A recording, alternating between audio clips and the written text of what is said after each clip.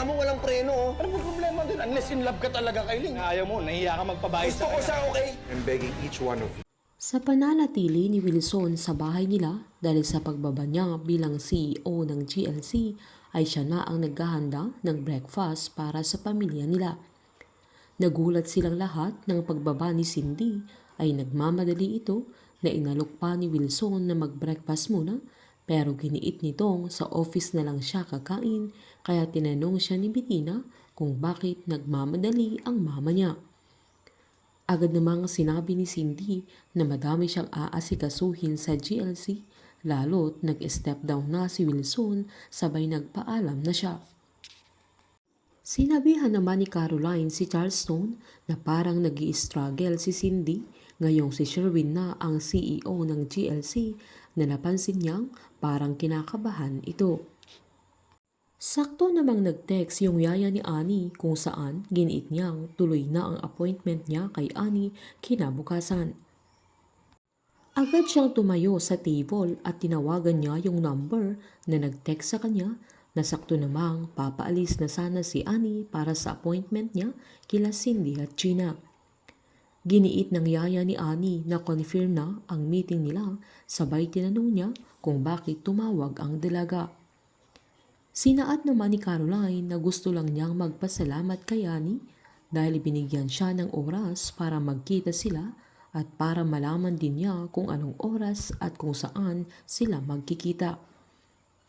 Agad namang sinabi ng yaya ni Annie na pagkatapos nilang mag-usap sa cellphone ay isisend niya yung details na hinihingi ng dalaga dahil busy pa si Annie dahil may importanteng meeting ang boss niya. Habang aligaga naman sila Cindy at Gina na sabay silang lumabas sa opisina at sakto namang palabas sila Charleston sa opisina ni Carlo. Nagtaka sila Carlo kaya sinabi ng aya niya na yun ang dahilan na pumunta siya sa GLC dahil gusto niyang malaman kung anong nangyayari sa opisina dahil iba ang kilos ng mama niya. Giniit din ni Carlo na pati ang mama niya ay iba ang kilos niya dahil first time niyang makita na magkasabay sila Cindy at Gina na umalis ng opisina simula nang nasa GLC siya.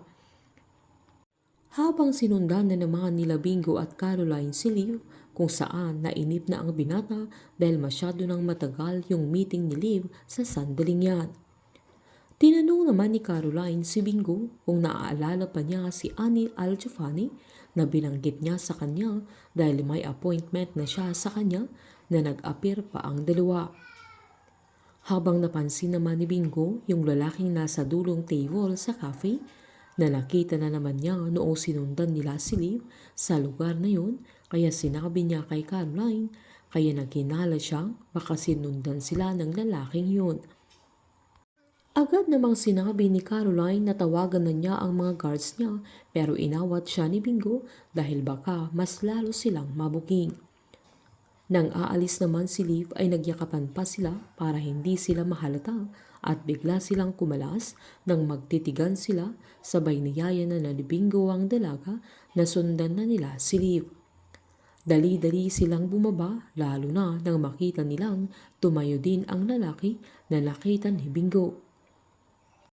Habang pagdating nila Cindy at Gina sa meeting place nila ay nagtaka sila dahil nakaredy na ang table at may mga siniserve na pagkain para sa kanila na mas nagulat sila nang dumating na si Annie at binati siya ng mga empleyado doon.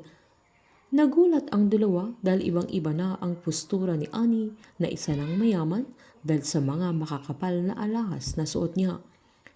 Nanginginig ang dalawa na halos hindi makapagsalita sabay nagtitigan silang tatlo na ang pinag-aagawan nila Gina at Cindy na posisyon sa GLC para sa mga anak nila ay hindi na nila makukuha dahil magiging pagmamay-ari na ni Annie ang GLC na si Bingo ang tanging tagapagmana niya at si Bingong tagapagmana ni Annie ay si Caroline ang babaeng mahal niya.